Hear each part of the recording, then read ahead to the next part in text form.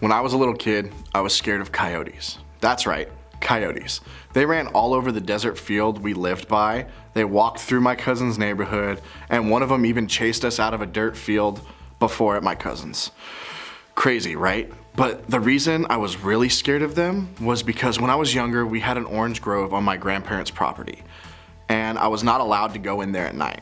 Well, one time I was trying to sneak out there, and I heard growling, and then a bark and a howl. I ran screaming and crying. Turns out it was my uncle messing with me to teach me a lesson. Guess what? Every time I went outside in the dark, I was scared to death of coyotes. I would always beg my mom to let me take the trash out in the morning. Because the truth is, we all know what it's like to feel fear. We all know what it's like to be afraid of something. Some of our fears are really common. Regardless of what you're scared of, we all have something in common. We all experience fear at some point in our lives. Fear doesn't have to be the boss of you. And like the disciples, Jesus offers us an alternative to fear. He offers us faith. So what do we do with our fears? The next time you're faced with something to be scared of, what do we do? The first thing I want you to do is to think about the fears you're facing right now. Big or small, they all matter here. Write them down, say them aloud, put some words to what you're feeling. The second thing is then one by one, take these fears to Jesus. Throw them over to him. Ask him to help you. Have faith that he has control over the situation. And remember that fear doesn't have to be the boss of you. Well, take a look at what a guy named Matthew, one of Jesus' closest friends and followers, wrote down about the life and ministry of Jesus.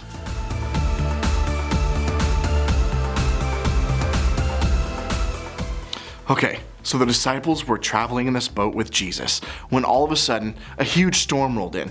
The waves were so high they were literally sweeping over the boat. And what was Jesus doing? My guy was taking a nap. The storm was getting bigger and scarier, and the disciples did what I would have done. They freaked out. They got scared because in the face of the storm, they thought they had something to fear. So they woke up Jesus, probably thinking, hello, dude, we're about to drown, and you're just chilling here. It's like your job. Wake up and help us.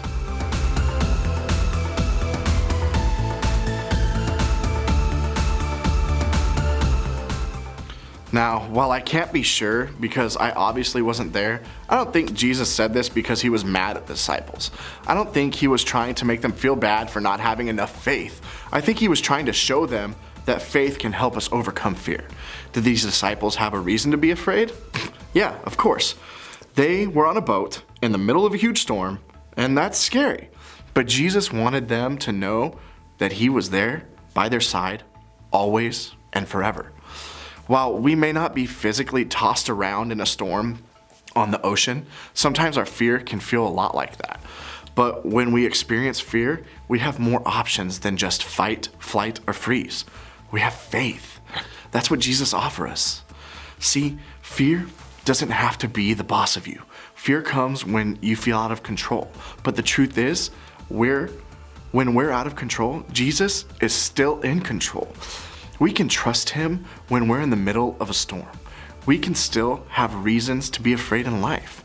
Yes, I'm not saying having faith means you never fear anything ever again for the rest of your life.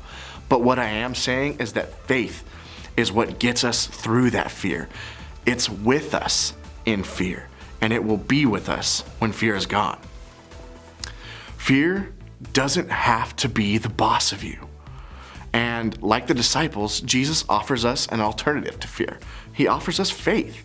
So what do we do with our fears? The next time you're faced with something to be scared of, what do we do? Well, take a look at one more scripture for me for an answer.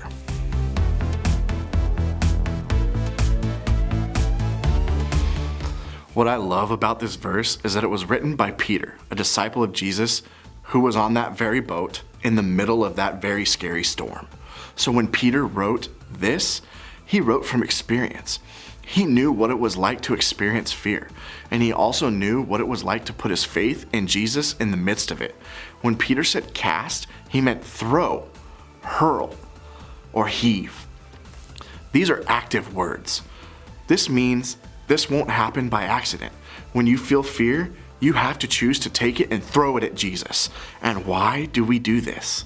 Well, we throw our fear on Jesus because he cares for us. And remember that fear doesn't have to be the boss of you.